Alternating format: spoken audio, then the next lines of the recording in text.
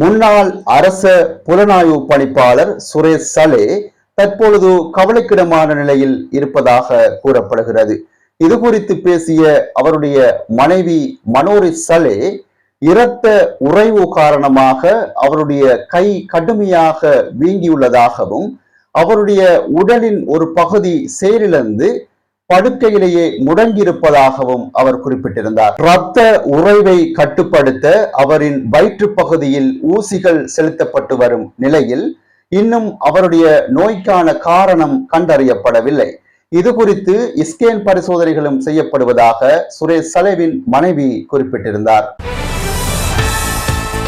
தமிழர்களை நரக வேதனைக்கு உள்ளாக்கிய அதே பயங்கரவாத தடை சட்டம் தற்பொழுது கோட்டாபய ராஜபக்சவையும் குறிவைக்க ஆரம்பித்துள்ளது.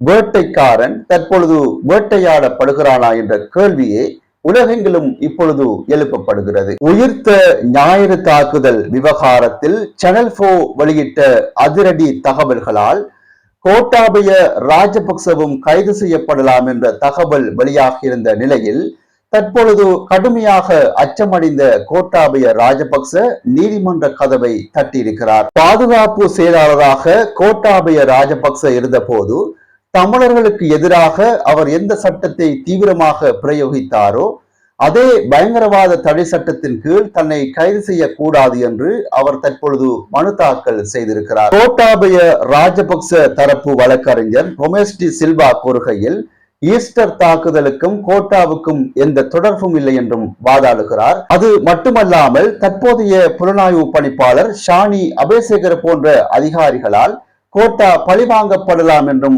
கோட்டாபய ராஜபக்ச பயப்படுவதாகவும் அவர் கூறியிருந்தார்.